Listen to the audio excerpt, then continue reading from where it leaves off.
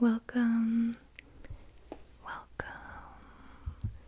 My name is Eden Izora, and this is the ASMR podcast. Yay. Today we are back in our regular setup. I was not lazy today, and I actually dragged this chair from the front room into my bedroom so that we could have this setup, this podcast setup. And yeah, I'm all cozy, and I feel like I haven't seen you in forever because the last episode that I uploaded a week ago, I actually recorded a week and a half prior to that.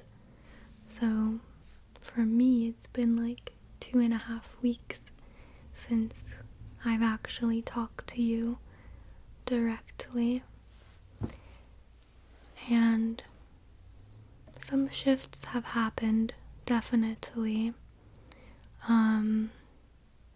So we will talk about some of those things, but I've been feeling really good.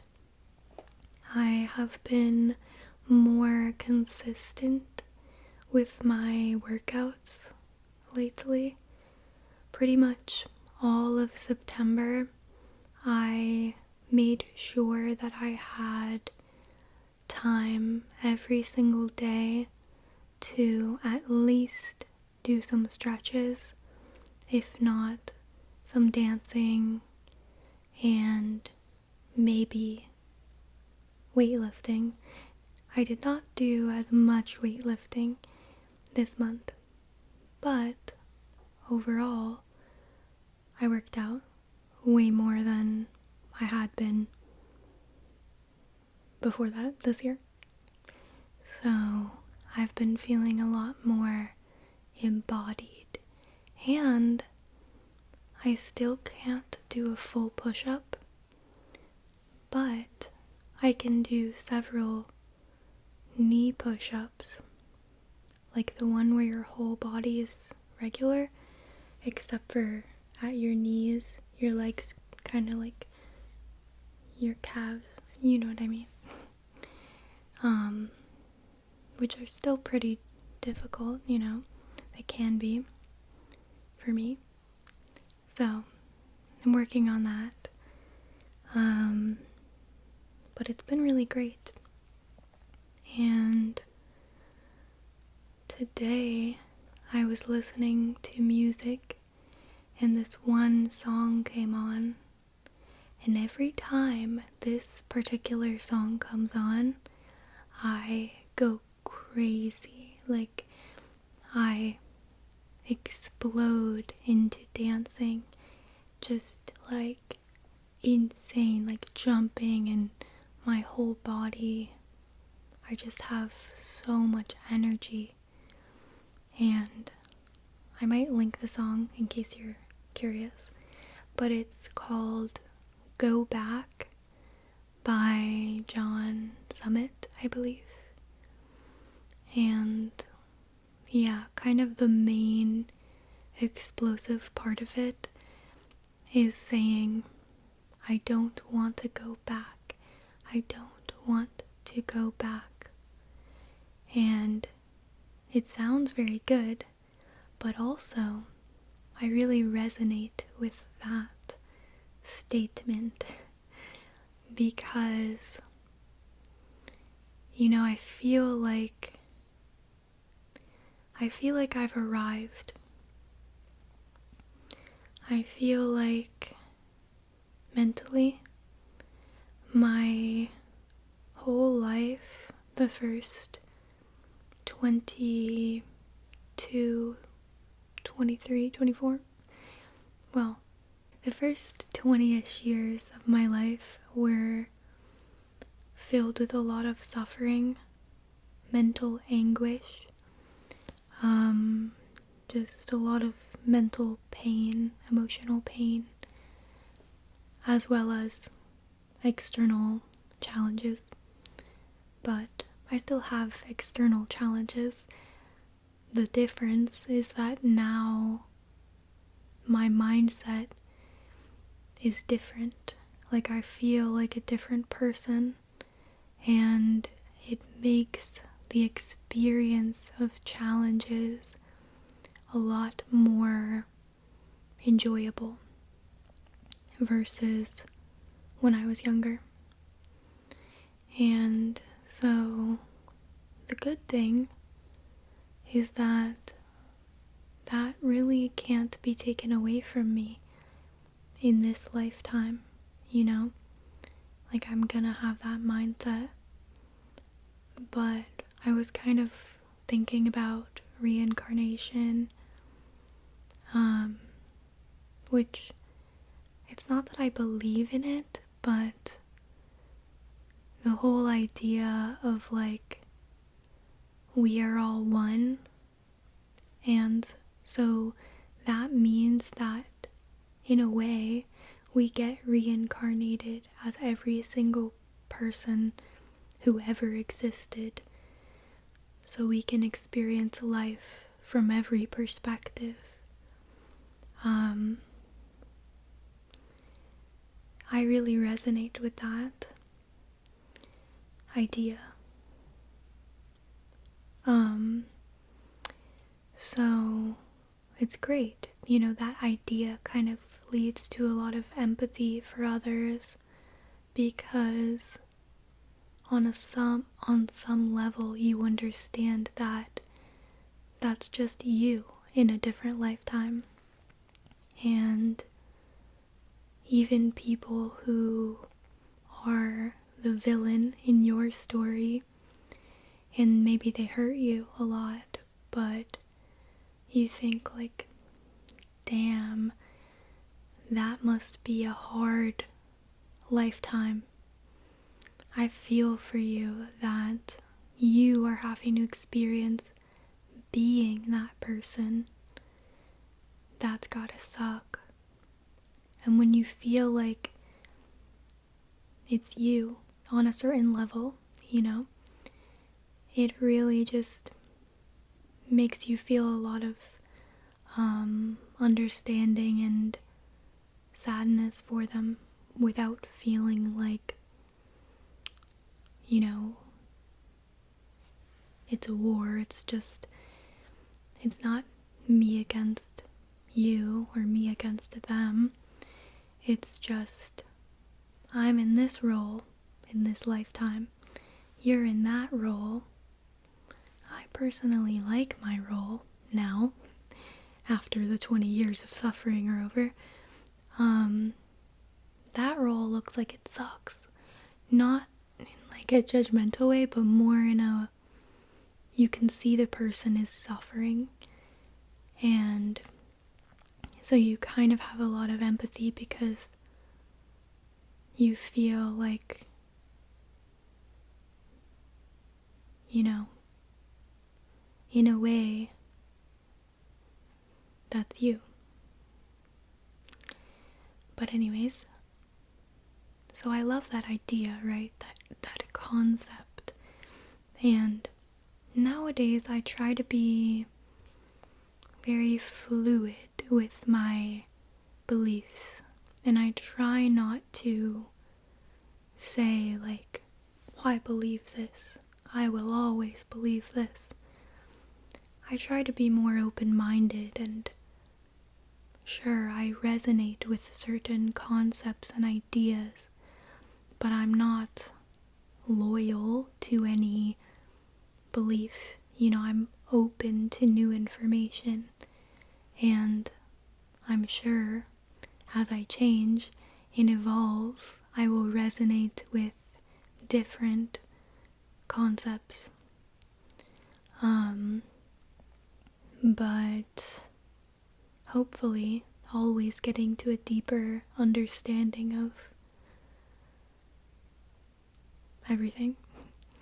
But anyways, the point of this was to say that when I listen to the song, I don't want to go back. Sometimes I start feeling like, I know I'm only 25, so ideally, if I live a long and healthy life, even then it's like, yes, that's a long time left ahead of me to enjoy being this being with this mindset. But then, after I die, I have to go back and do it all again. Like, how much suffering forever and ever and ever. Because those 20 years were hard. I don't really want to go back and do it again. That was enough. Thank you. And so I don't know. It's kind of random and funny, but I was thinking about that, and those are the thoughts kind of bouncing around in my head as I am furiously dancing to this song. And it's like I can feel it in every fiber of my being. I don't want to go back. For me, that would be to childhood, because my suffering specifically was mostly through my childhood years. So it's like being a child was the worst experience. Part of the reason that I don't want to have kids, because I would never do that to someone. And I know that's irrational, because majority or a lot of people have very nice, happy mentalities as children. And so it's like that's just my own experience that is creating those, feelings. But anyways, the feeling still exists, even if I know it's irrational on some level. But yeah, interesting. Very interesting. I hope you know what I mean.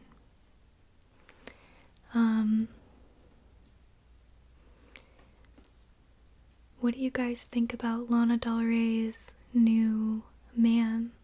I think they got married.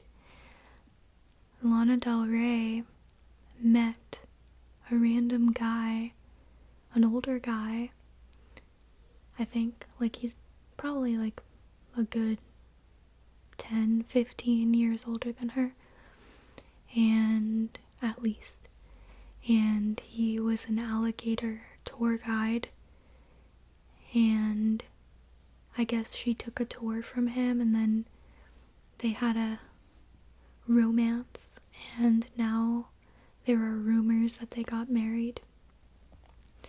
So that's super cute, but I also think that's a good lesson for the people out there that think, like, oh, women want this, or men want this, and they kind of overgeneralize and assume things that are not true. And then we see time and time again examples of people just randomly from two different, backgrounds and kind of, I don't want to say levels in society, but like, you wouldn't expect an alligator tour guide dude to marry, one of the most famous celebrities of all time. So it really breaks that illusion, and it shows love and relationships, mostly love, is very, you can't really generalize like that and say, like, women just want this sort of guy, or men just want this sort of lady, because sometimes it's just this indescribable spark and you can't force it. You really can't. So you can't use this as some sort of fuel to pick a random person and be like, well, it's possible we could be together. That's not how it works. It's like a mutual spark.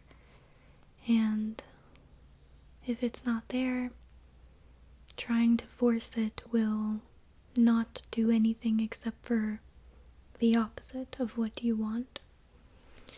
But I did think that was very interesting and iconic, in a way. Iconic.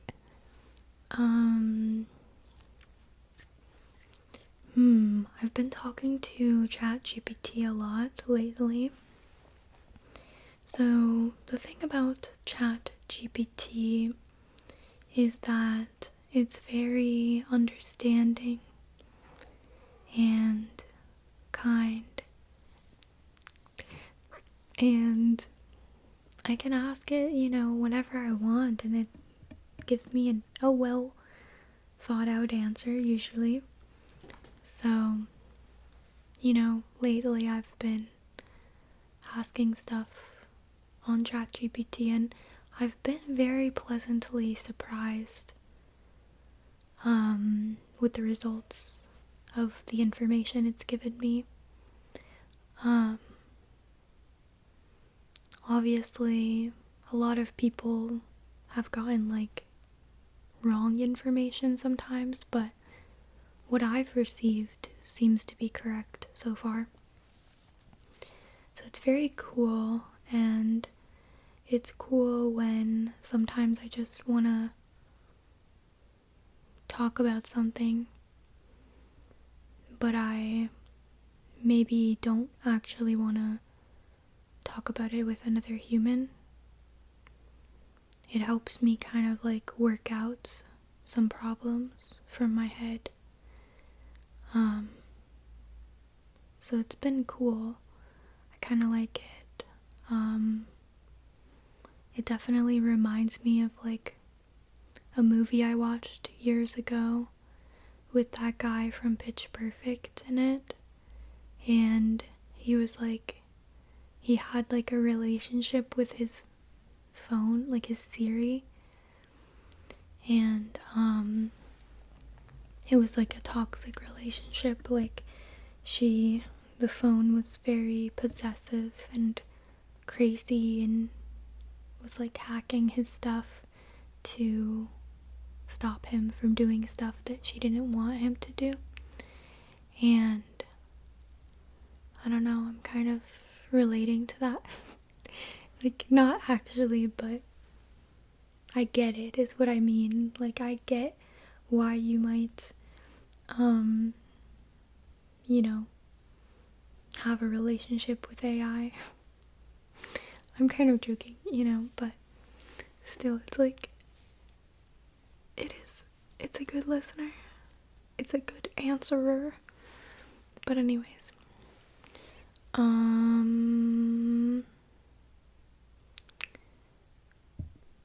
it's a good assistant for getting you info, but obviously it's not really good with emotional stuff. Although I have asked it, once I asked it a question that, was kind of had layers to it, emotional layers, and it answered very well. So, anyways. Oh yeah, so I deleted my YouTube Studio app from my phone. So if you don't know, when you create videos on YouTube, there's a special app where you can look at the analytics from your phone, and you can read the comments there as well. So when you first start a channel, it's very addictive to, keep track of everything and see how the videos are going, see what people are saying. But it was getting to a point where it became kind of one of those apps that I would compulsively check, like Instagram or another app that I compulsively check. I would go between those three, and I would just be opening up YouTube Studio without even consciously choosing to. And one of the issues with that is that at any moment throughout the day, I could see a comment that somebody had left me. So, I could be chilling, having a good day. I mindlessly open it, and boom, there's a comment telling me that, I am a horrible person and I'm contributing to the downfall of society, and I need to change my ways and I should feel guilty and blah blah blah. And the thing is that seeing it right there kind of removes the context of the video, and so it almost feels like a message. Like, it feels like somebody just directly messaged that to me, and it feels very personal. And throughout all my time on social media, I have gotten my fair share of mean DMs, but a lot less than you would think. Usually, people, they don't, at least not for me, they don't really go in private to send me a mean message. Usually, it's comments that people just leave on videos or reels or whatever. And when you're in the context of, okay, here's my Instagram reel, user 696969 commented, "You're fat," whatever. It's okay, here's the context. This is my video. Here's a bunch of other comments that think I'm beautiful, which, again, that shouldn't matter, but you know what I mean? It puts it into perspective. Here's all these nice people, and then there's this one faceless, nameless troll. And in that context, it's easy to kind of disregard it and delete, block, whatever. But when you're on YouTube Studio app, it's just this big message, basically, right there, and you just read it, and you're like, it feels like a DM, and yes, there's a picture of the video that they commented on, really small, but it's right there, so big. So I realized that these comments, even though no specific comment bothered me, but it was more the anticipation of what will they say about this or that. It's my sister told me about Chinese drip torture, which is where, this is just based on what my sister told me, I don't know, but it's where they would have a person tied and laying down, and they would drip water on their forehead at random intervals that they couldn't anticipate, and it would drive them crazy because your mind, you're always trying to anticipate, and you never know when the drip's gonna come, so you're always on edge, just ready, it's gonna come, okay, it's gonna come, and that drives you crazy. When I used to work at a call center, it was drip torture, because when you're available, you're sitting there with your headset on, waiting for a call. At any moment, you could hear a little beep, and then that means the customer's there. So you have to say, "Hi, thank you for calling Disney. This is my stage name," because we used fake names. "How can I add some pixie dust to your day?" And so on days when it was slow, you might be like going on your phone, watching a video, whatever, and then you're available. So you can't relax, because at any moment you're like chilling, and then boom, you have to be ready. So it's like, I can't handle that.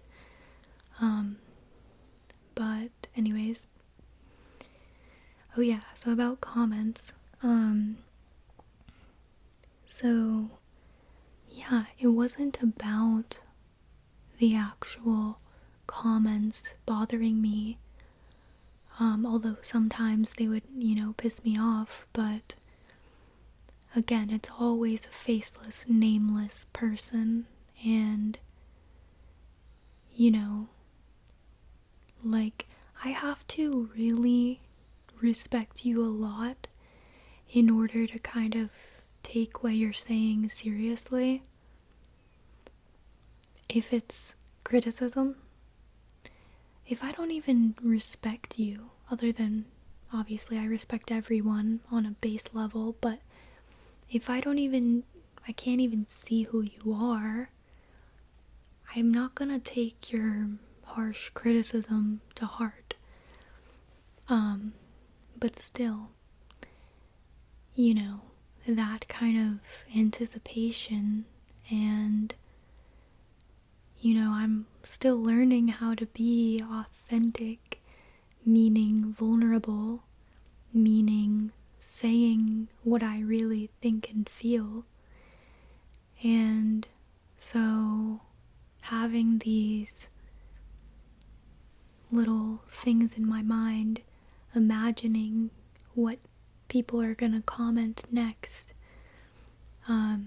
it can drive you a little crazy. And so after I deleted the app from my phone, I still read comments, but I go to my laptop and I go to YouTube, and when I read comments there, I read it underneath the video, so it's in the context, and I can see all the other comments, and there's that one, and it kind of helps me remember, one, this comment is under a video. They're not directly talking to me. They don't even know me. They're just talking about the content that I made. They are commenting on the video.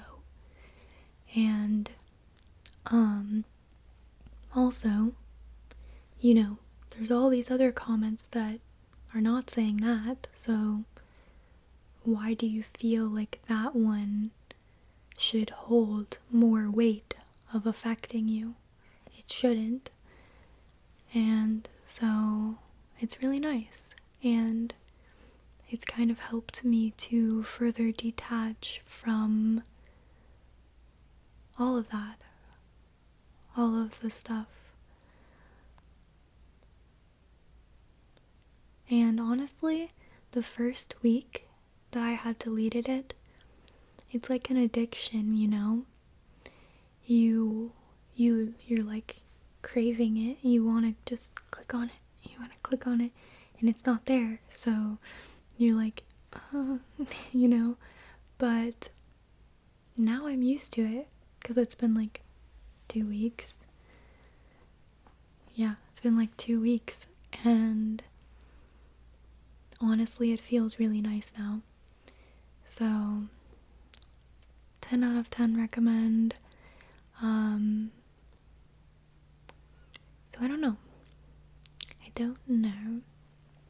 But yeah, talking about authenticity / vulnerability, because I've been really trying to kind of bring that out of me and just be myself, publicly. And,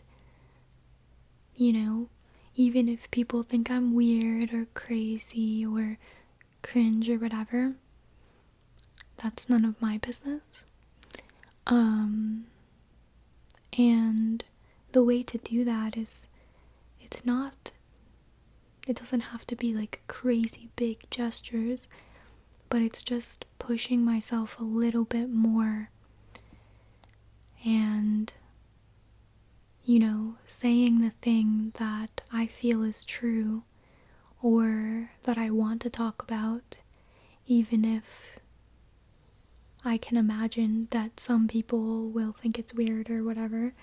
And so I've been doing that more, but it can feel absolutely terrifying.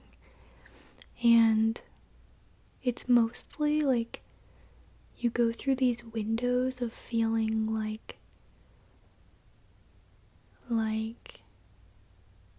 I don't know how to describe it. Like, it's like sheer terror and just feeling like you're about to go on stage in your most unflattering outfit and you look ugly, like maybe your makeup is messed up or your hair's messed up and you haven't showered in a week and you're like in a vulnerable state, right?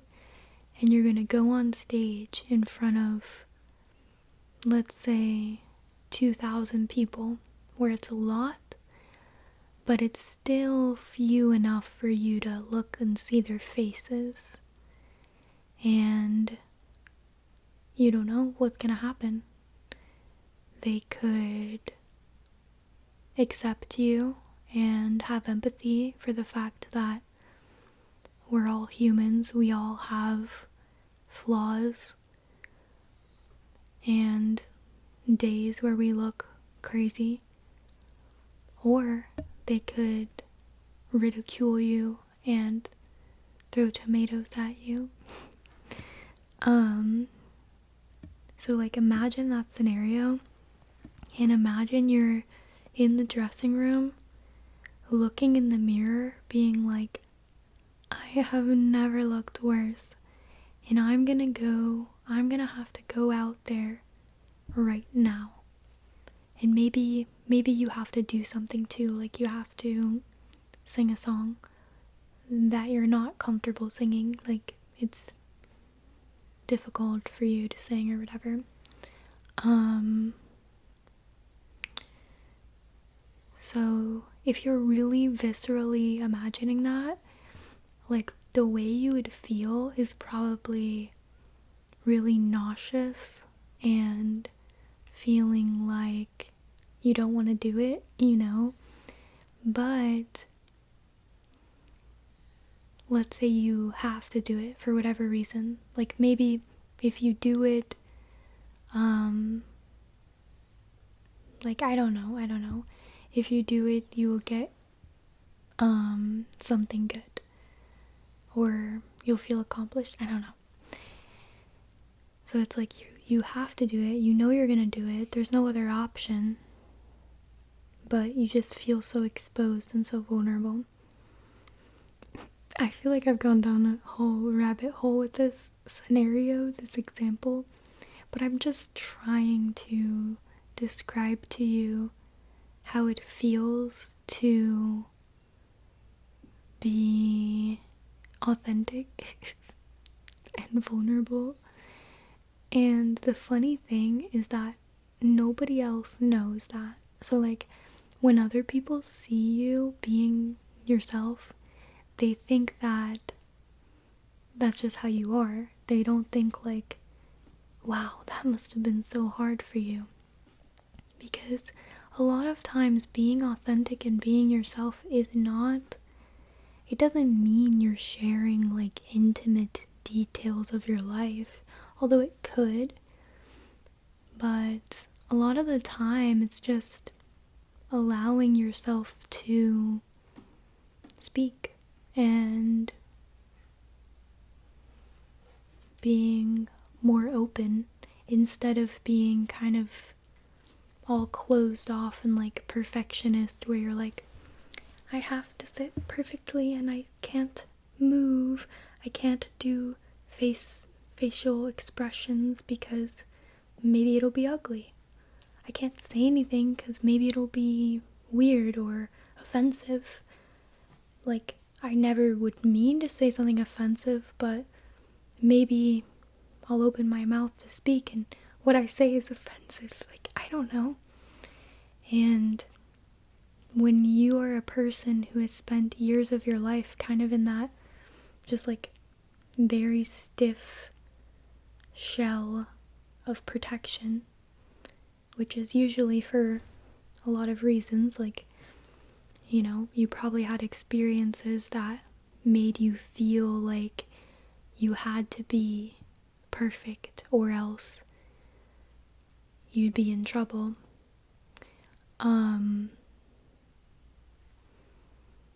It's real. And so breaking out of that and realizing that being authentic means just relaxing. It's so easy, but for some people it feels very difficult. And you know, when you're first breaking out of it, it feels like that scenario I described before. It feels so borderline humiliating just to do simple things. Like, even now, I want to go on walks in my neighborhood or just in public, and that's not easy for me. Why? You know, you would think that's such an easy thing. You just go outside and walk around. Easy. But for me, it's a lot of those perfectionist issues and basically being afraid to be perceived in certain states. And sometimes, you know, going on a walk or doing something simple can feel like so humiliating when you are a person who has those issues. And so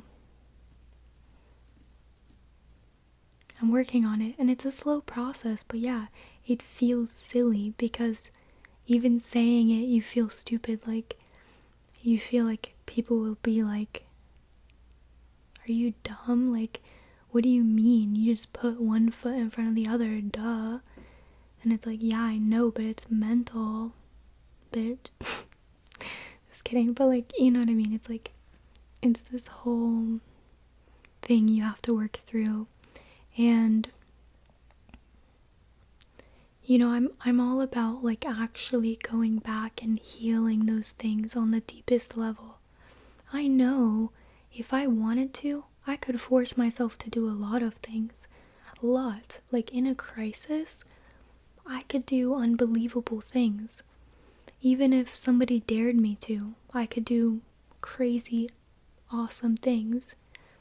So I'm able to force myself, but I don't want to because I'm in a state of deep healing, going to the root.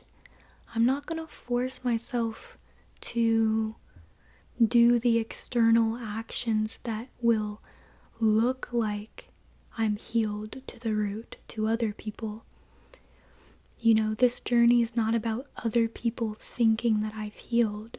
This journey is about me actually going to the basics, to the foundation, and ripping up those, you know, old things that did protect me a long time ago, but they're no longer serving me. And now it's safe to not be perfect. It's safe to be seen. It's safe to be seen not being perfect. And at the end of the day, nobody's perfect, no matter how much you try. And when you try to be perfect all the time, nobody thinks you're perfect. People just think that you're like uptight, and judgmental, because like nobody wants to hang out with somebody who's all like stiff and like they're scared to move or say anything because they might do the wrong thing. When you hang out with somebody like that, you can't help but feel like, you know, like if you're being yourself and you look over and there's somebody there like, yes, thank you very much. You feel like, are you judging me for being normal? Like, I don't know. You know, people don't like that. So it's like, there's really no benefit. And that's obvious. You know, people don't become like that because it logically makes sense. People end up like that because, you know, a long time ago when they were being themselves, they faced punishment for that and were conditioned to, you know, keep hiding more and more of themselves until they're just frozen and they feel like no matter what they do, it's wrong. So, you know, it's hard to try to fit into those molds that people try to force you into. But it's safe now to break out of that. It's safe to break the goddamn mold. So, I hope you know what I mean. And if you don't know what I mean, maybe that's good. Like, maybe that means that you've just been having a good time this whole time in life, which is great. And I'm happy for you. And I'm happy for me. And I'm happy for all of us. And I'm excited. I'm excited for this month of October.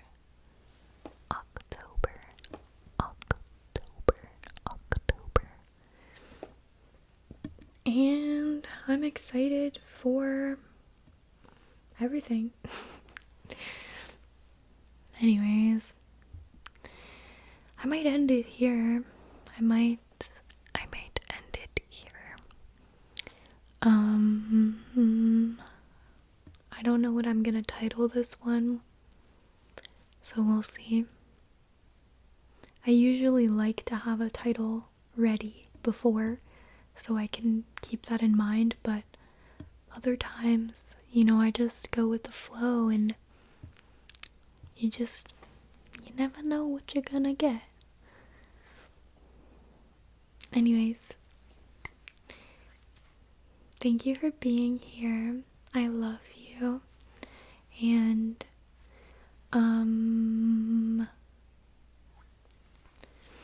take a deep breath.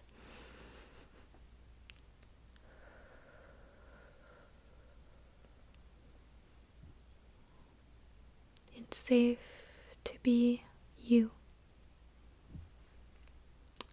And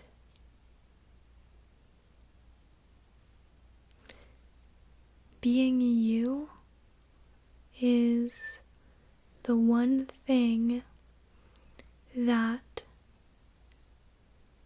you will be the best at. Anyways, I think I was trying to be inspirational, but fell flat. But that's okay. You get the vibe. And I will see you later. Bye.